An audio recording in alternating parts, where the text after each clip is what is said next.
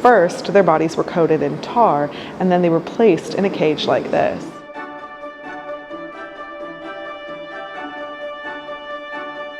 I'm Jessica, the Museum Guide. Today, I'm at Greenwich's Maritime Museum to take you on an exploration through their latest exhibition, all about pirates, fact, myth, fiction, and everything in between. Today you'll be experiencing the Pirates exhibit at the same time as I do, on a walkthrough as we explore the displays together. This exhibition started on March 29th of 2025, and it's running until January 4th, 2026, so you still have some time to visit, and I really recommend it if you can get there. I have to say, there's nothing quite like pirates to bring out a sense of childlike wonder in a lot of us, and I was surprised at how nostalgic part of this exhibition actually made me feel. The exhibition starts with pirates in pop culture, often portrayed as swashbuckling rogues and children's characters. But the second part of the exhibition explores the realities, sometimes grim, of actual pirate lore and daily life all around the world. It finishes with a reminder that piracy is not just a thing of the past. So here we have a model of the Flying Dutchman, and this was made in about 2010, so it's not that old, but the Flying Dutchman is a legendary ghost ship. It never reached its port. Of course, you may know the name from the Pirates of the Caribbean ships, or I'm in the UK, I should say, Caribbean. In those films, the ship is captained by Davy Jones, who was an ex-pirate who has become a supernatural figure.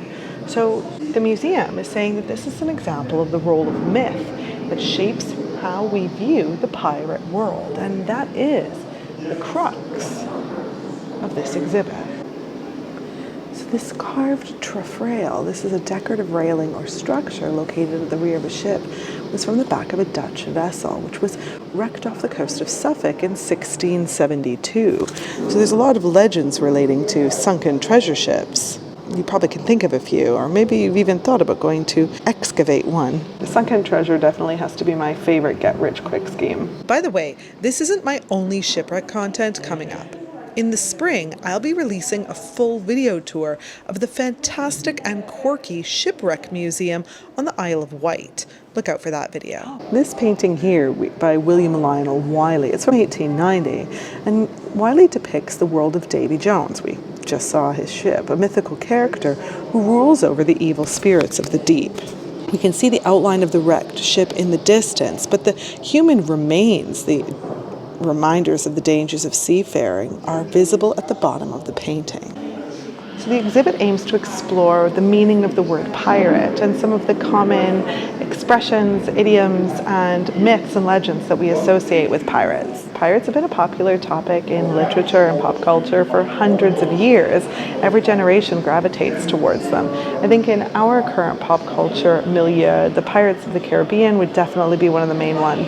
But if you can think of any others, let me know in the comments. This case is all about pirate style. Pirate inspire people like Vivienne Westwood and Jean-Paul Gaultier. Famous musicians, creatives, and fashion icons have all adopted some elements of the pirate look. Somebody like, I don't know, Steven Tyler or even Mick Jagger, Keith Richards, they definitely have this pirate edge to their style. Or thinking about people who were avant-garde and hippies in the 60s, or even the boho chic kind of look now. This costume here comes from Nick Rhodes at Madison Square Garden's Halloween show in October 2024. That's one beautiful pirate costume. Now, as we can see, pirates in pop culture are big into fashion. Today's video is sponsored by Halara Clothing, but these are my honest opinions. I've actually worn Halara jeans for more than a year now. I'm a mom and a museum guide, and so I need clothes that stretch and breathe and move without losing their shape after a few wears. I love that I can style each piece in a professional way for when I'm guiding private tours at the British Museum or the National Gallery, but I can also dress them down for when I'm hanging out with family and friends and running after a toddler. I'm obsessed with these jeans right now. They have a real selvage vibe, and these black dress pants are super flattering but also really comfortable for guiding all day. All of the product links for these and my fabulous leopard print jacket are listed in the description box below.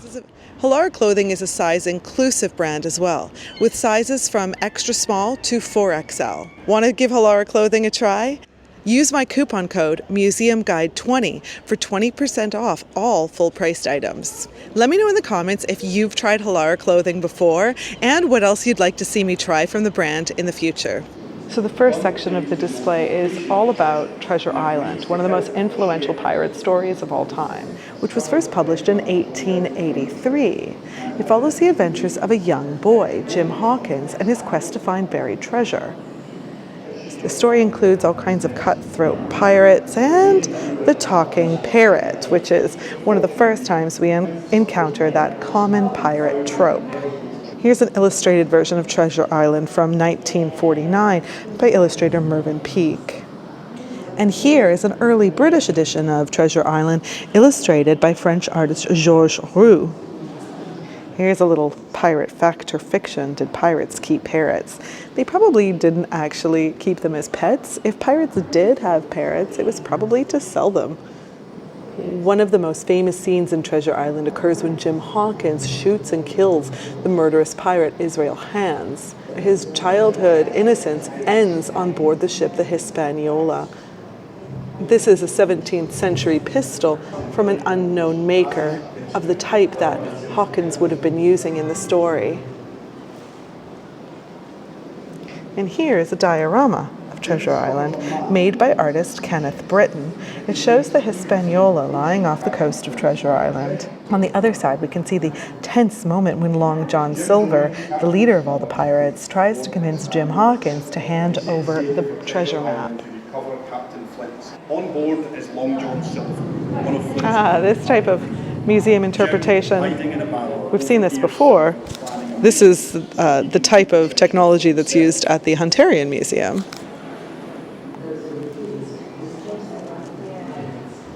Upon reaching the island, Jim sees Silver murder a sailor.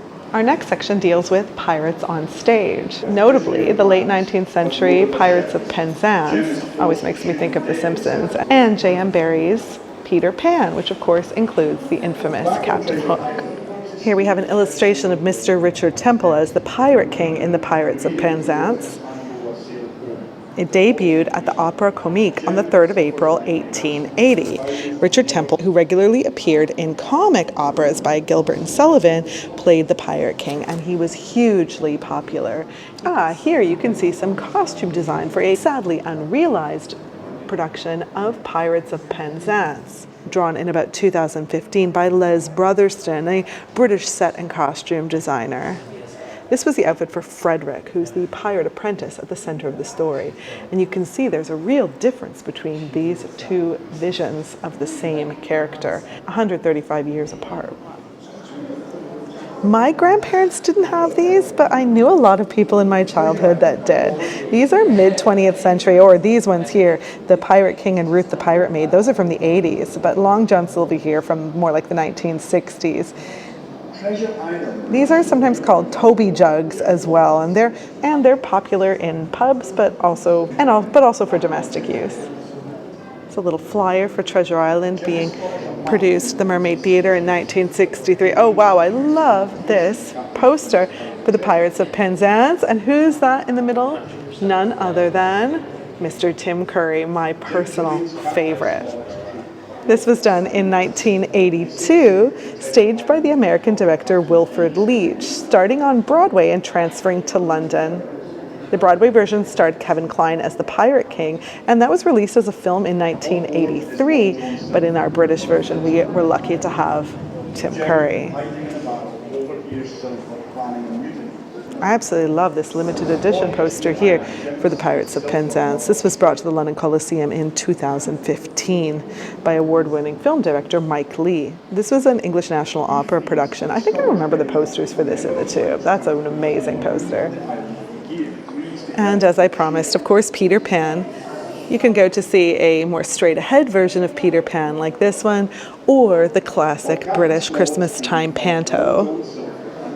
Now, J.M. Barrie's most famous character, other than, of course, Peter Pan himself, was Captain Hook, who is a thrilling villain. I always think this statue of William III in front of Kensington Palace was the inspiration for Captain Hook.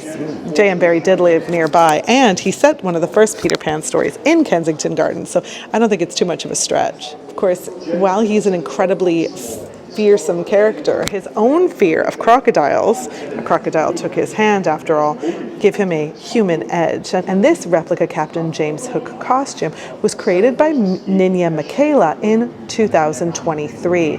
It's a replica of the one worn by Gerald du Maurier in the original performances of Peter Pan in 1904. Here he is, portraying the sinister Captain Hook from a 1905 newspaper. Our next section deals with pirates on film.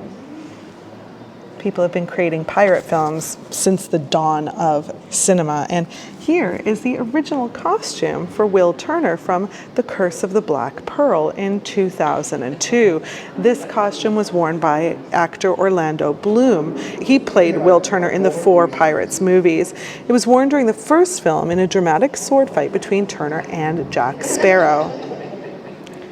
This was created by British costume designer Penny Rose, and she drew inspiration from these illustrations in Howard Pyle's Book of Pirates, which was published in 1921. Just on the wall beside me, there's a number of film posters for different pirate films, including the Muppet Treasure Island, Walt Disney's Treasure Island, Pirates of the Caribbean, Robin Williams in Hook, Abbott and Costello Meet Captain Kidd, and a lot more. Now, the reason why I'm looking over my shoulder to repeat them out to you is because there's no photography permitted in this part of the exhibition because it is copyrighted for the posters. But it reminded me, I was just gushing about Tim Curry being on the wall over there in Pirates of Penzance, but of course he also played a pirate in The Muppets Treasure Island. Oh my goodness. So this section all about pirates for children, and I just saw this sign on the wall saying Captain Pugwash. That's a name that I don't think I've heard in a very, very long time, decades and decades. From my own childhood, I must have had books about Captain Pugwash, or maybe here, watched this television show. So in 1957, the first Captain Pugwash pilot film was made for BBC television. I must have watched this in my childhood. He was also in color animation in the 70s and 80s, and continued his adventures in a series of kids' books. Of course, in a lot of children's pirate content, the violent and bloodthirsty characters are instead likable rebels. Sanitized and a bit G-rated for the kids. Okay, yeah, here's the Captain Pugwash scripts and posters and drawings. I definitely remember these from my childhood. Wow, I'm gonna have to get some of these for my own little girl. Do you remember Captain Pugwash? Let me know in the comments. Wow. And here we have an adorable little Treasure Island soap set. This is from the 1980s by Avon Cosmetics. Again, just the vibe of that is reminding me of my childhood. And furnishing fabrics from the 1950s.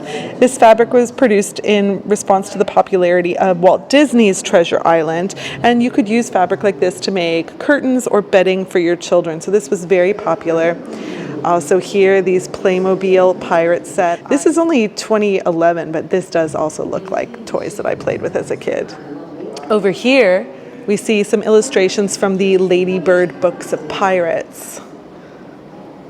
My husband and I have some of those joke Lady Bird books, like, you know, the hipster, and these ones, though, the originals. Kind of lurid, brightly colored illustrations. So of course, just like children's books and films, being on stage, a more modern way to interact with pirates and pop culture is in video games. Oh, this is an old Commodore 64 game. My name is Sid Meier. I'm a video game designer at Firaxis Games, and I designed a game called Pyrates. That went back in 1987. Here's a very modern pirate bit of pop culture. Our flag means death. which is put together by the same people as What We Do in the Shadows, I think. Anyways, that's a brilliant, it's hilarious. My husband and I really enjoyed it. I think we only watched the first series, but I don't know if there's any more. This artwork called Queering Piracy by E.M. Perry from 2025, using the figure of a pirate as a gender outlaw to explore how queer entity can be a collaborative process born and built through acts of care, craft and community. This was created in collaboration with the members of the Royal Museum Greenwich Queer History Club, an informal research group who meet monthly at the museum. So that section was all about fictional pirates and pirates in pop culture, but let's go dive into the origins of some of these myths with the section about real pirates. Here's a reference to William Kidd. If you remember in my video on the most macabre things in London's pubs, I talked about his death by hanging at the execution dock in Wapping. He started as a pirate hunter and became a pirate himself. Here we can see a map in a book called The General History of Pirates. Note the spelling with the Y. And this was written by Captain Charles Johnson, published in 1725. 3 different versions.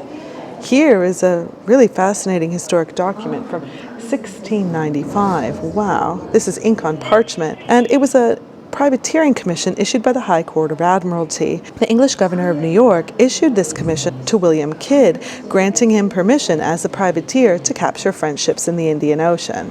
Remember, he went on to abuse that position and become a pirate himself.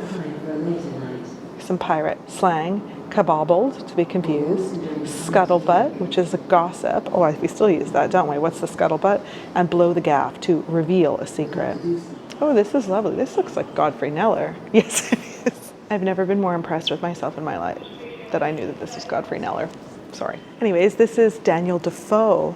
For many years, the writer Daniel Defoe was thought to be the author of a general history of pirates, but a lot of people now think that it was actually newspaper printer Nathaniel Mist, using the pen name Captain Charles Johnson.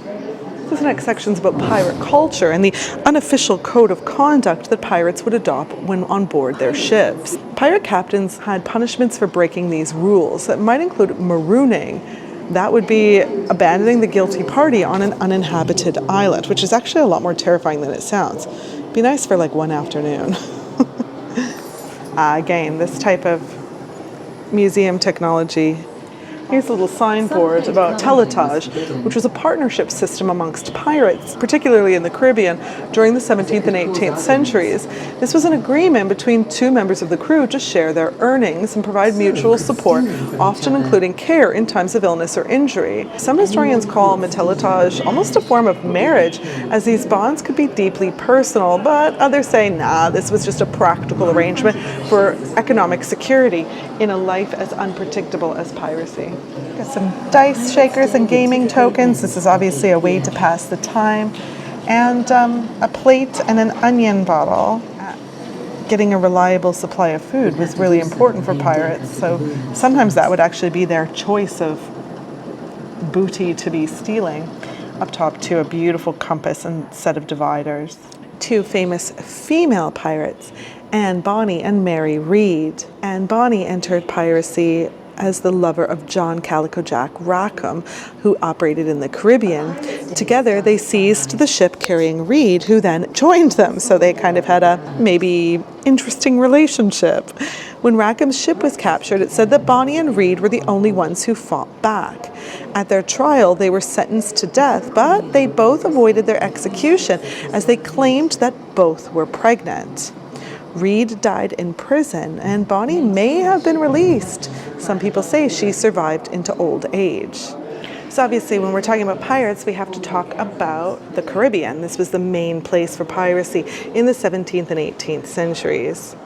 This is a reproduction of Lieutenant's logbook for the Pearl in 1718 to 1719, and just above, a correct chart of Hispaniola with the Windward Passage. So these waters very appealing to pirates because there were a lot of trading vessels there and secluded coves where you could hide away from the authorities. A map like this would have been of use both for pirates and pirate hunters. And down here, a model of a 22-gun 6th-rate sloop. This is just like the Pearl, which was commanded by Lieutenant Robert Maynard, and that's the logbook that we were just looking at. On November 22nd, 1718, he attacked the notorious pirate Edward Teach, known as Blackbeard. That encounter took place off the coast of North Carolina, where Blackbeard's ships were hiding. And here is the illustration on the wall of that legendary Blackbeard. His name just struck terror into people. He was known to have placed slow-burning fuses in his beard to enhance his fearsome appearance and cause the appearance that he was smoking or on fire. In his short pirating career, he proved really successful, capturing ships in the Caribbean and North America. And here's some of those legendary pirates here: William Kidd, Henry Every, not sure of him, Calico Jack, Blackbeard, and Stede Bonnet. Up here we can see lots of different pirates' flags. Pirates' flags are usually known as Jolly Rogers. The flag's usually black or red, and it might be flown when the pirate crew is about to attack a target. The sight of a Jolly Roger would often encourage a ship's crew to surrender without even a shot being fired. The ones on display here have skulls and hourglasses, symbols of fatality, and 2 of them have been attributed to the Welsh pirate Bartholomew Roberts. You can also see some skulls in hand-to-hand combat. All different kinds. I always think the Cornish flag looks like a pirate flag. Another famous pirate, Henry Morgan. He was a privateer rather than a pirate, but his activities really did blur the line in between the two. In 1672, he raided Spanish settlements in Panama, seizing all of their valuables. However, Morgan didn't know that England and Spain were actually at peace, which made his activities very illegal. That said, he was knighted and made governor of Jamaica, which was, of course, then an English colony. And in this section here, we're talking about pirates and slavery. So the huge increase in pirate activity coincided with the rapid growth of the transatlantic trade of enslaved people. A lot of pirates specifically targeted slave ships because they tended to have small crews and sometimes have valuable objects on board that they were transporting between the continents. There are some legendary stories of pirates freeing slaves, but most of these do seem apocryphal. In a lot of cases, the pirates were purely interested in just lining their own pockets, not helping the enslaved people. That said, there are some references of formerly enslaved people working in pirates' crews, and that's the case here for Black Caesar.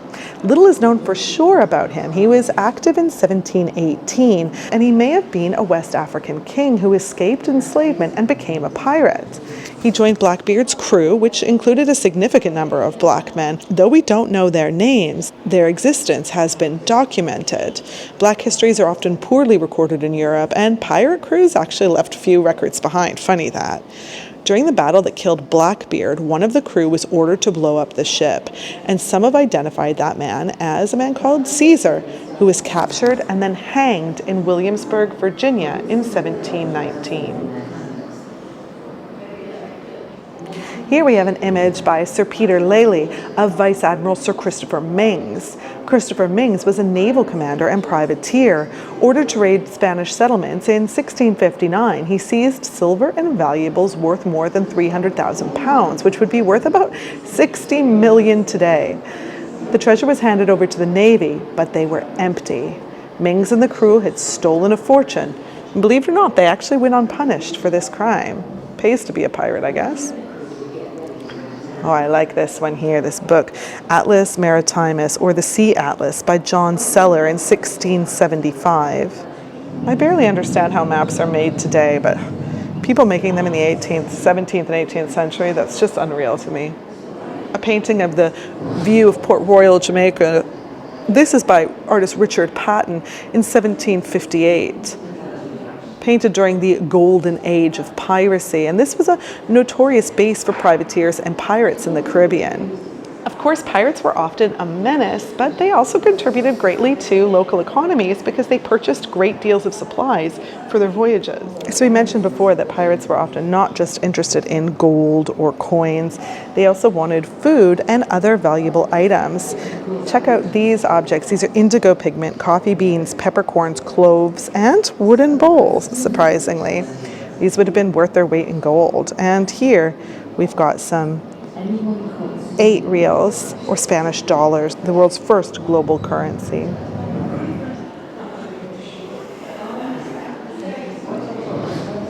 And of course, what's a pirate ship without it being kitted out with weapons? Muzzle-loading smooth-bore gun. This is made by an unknown maker around 1700. I mean, just look at these decorated handles. Fire in the hole. This is originally a pirate bit of slang, a warning given before a gun is fired, and of course used in wartime as well. And give no quarter, which is to show no mercy in a fight. What are all these? Oh, some kind of wooden spears. Let's have a look at these. Boarding pikes. Pikes were often used in the fight to board a ship or to defend a vessel from raiders. They were effective weapons, allowing one crew to force the other back. And the length of the pikes kept those using them out of reach of swords and knives. That makes perfect sense. And coming up here, of course, we've got some big, I rarely describe guns as beautiful, but come on, some of these are absolutely beautiful. Down here in the bottom corner, we have a lot of powder horns and little musket balls. A sword, I mean, that's what I normally associate a pirate with, but maybe I'm thinking too much about Captain Hook. Edged weapons, sword, cutlass, and hanger. There's the cutlass up there, and that beautiful sword right there. But some of the other guns, I love, they're called blunderbuss. And down here, this hefty, chonky boy, this is called a boat gun. I'm a Canadian living in Britain. Of course, I don't know much about guns. Here we have another pirate biography, Bartholomew Roberts. He was the third in command of a slave ship when it was captured by pirates, forced to join the crew of Howell Davis, a fellow Welshman. Wonder how hard they had to force him. Now, he soon saw piracy's potential. After Davis was shot dead, Roberts was elected as the pirate captain. Became a very successful pirate, capturing hundreds of vessels. Here we have Captain Challoner Ogle. He was rewarded for defeating Bartholomew Roberts, and George I gave Ogle a knighthood, but no other naval officer received that honor for their anti-piracy action. Best of all, the king let him keep all of Bartholomew Roberts' goods. Now, of course, piracy was really, really dangerous, so most pirates didn't die of old age. They were either captured and executed, or they were killed in battle. That said, some of them probably did escape with their fortunes to a beautiful tropical island, never to be heard from again. Here we've got a law here under James II. This is the proclamation for the effectual reducing and suppression of the pirates. The king granted freedom from prosecution to pirates in the Caribbean who surrendered to the Royal Navy, and this policy helped reduce their numbers, but only for a short time. After a few years, pirate activity was back, bigger than ever. Here's Bartholomew Roberts' death warrant and an illustration of a pirate hanged at execution dock. Here's a model of Challoner Ogle's warship, the Swallow. This is what he was aboard when he fought and defeated Bartholomew Roberts. Grape shot fired from the Swallow hit Roberts' throat, killing him instantly. The pirates threw their captain's body overboard to prevent it from being captured, and most of that crew were sentenced to death. The trial record states that those found guilty of piracy were to be hanged by the neck till ye are dead, dead, dead. Oh wow, here we have a replica gibbet cage. There's a few gibbets around London. There's one hanging out in front of the Clink Prison Museum. I'm not sure how authentic that one is. Now, sometimes pirates who were caught and convicted weren't immediately executed. First, their bodies were coated in tar, and then they were placed in a cage like this, hung somewhere up in public, and people would torture and mock you. You would also be exposed to the elements until you would starve and waste away. This version is a recreation of a real gibbet that is in Rye in Sussex. Now, the next section is all about global pirates. Even though a decline in piracy linked to Europe and North America occurred in the 18th century, in North Africa, the Barbary Corsairs captured ships across the Mediterranean and beyond. Pirates popped up in India, Southeast Asia, and China. This terracotta bust is from an unknown maker from about 1700. The man wears a headdress associated with the Rif people of northeastern Morocco. And right near here in Salé was a base for many pirates known as the Salé Rovers, part of the wider pirate community along North Africa's Barbary coast. here we have another biography of a famous pirate, Khizr Ayan Yaqub, or Barbarossa. Barbarossa was from Turkey. He originally worked as a sailor and trader, but he turned to piracy along with his brothers, most notably Arouge and Ishak. Together they were given the Italian name Barbarossa due to their distinctive red beards. They operated from bases in North Africa, and they captured Christian vessels and engaged in coastal raids. Barbarossa was actually appointed admiral to the Ottoman fleet, and under his command they achieved a lot of victories. After he had been one of the most feared Corsairs, he was recognized as a skilled naval leader, but he did ultimately die peacefully in Istanbul at the age of 68. A rare one to die of a peaceful death, I think. And you can see here a painting by Cornelius Hendricks Vroom. Oh, he's in my Rijksmuseum video. Spanish warships attacking smaller Barbary galleys, and the men from a sinking vessel scramble to save themselves. Now, the next series of displays concerns the Anglo-Dutch bombardment of Algiers in 1816. And here, the reduction of Algiers, showing a British delegation negotiating with Omar Aga, a ruler of Algiers.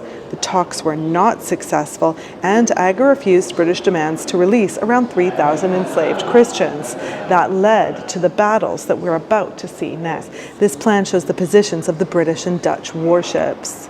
Wow, check out these huge weapons and this massive, impressive canvas here. The canvas is by George Chambers from 1836, depicting the bombardment of Algiers, an English attack that took place in 1816 under Admiral Sir Edward Pellew. And this massive naval gun. Wow, this would have been part of the warship's weapons depicted in the canvas above. Just look at it. I mean, I'll just put my hand here for scale. It's absolutely massive. Pellew's flagship, the Royal Charlotte, had about 30 24-pounder guns like this, as well as other guns, and they launched 50,000 cannonballs just at Algiers alone, using 118 tons of gunpowder. Wow, that's unreal.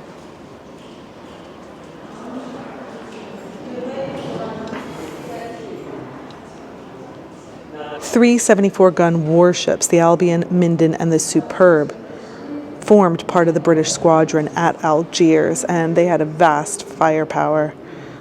Look at this replica boat. This reminds me of the boats that we saw at the Rijksmuseum.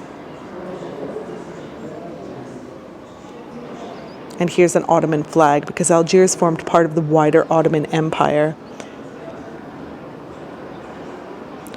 On this army flag, the three crescents represent Africa, Asia, and Europe, which were the locations of the different Ottoman territories.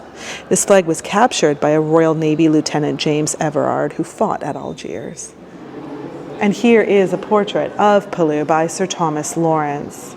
So the attack on Algiers was a really big deal in the press and in cultural consciousness, especially for the men that had been there. Here is a table centerpiece. Quite beautiful, actually, as well as commemorative medals, even a commemorative snuff box. The exhibition makes it clear that piracy is not purely a historical phenomenon. It is still an issue that affects communities and countries to this day. Of course, mentioning piracy today, and this poster for the film Captain Phillips, which came out in 2013. Why does that feel like it's still today? Finally, let's finish the display with this map here showing pirate activity all over the world from 2020 to 2025. Well, thank you so much for joining me on this tour. I really enjoyed it. I've spent just over an hour here, and you've seen the exhibition at the same time as I have and through my eyes. And I'll see you the next time I'm at the museum.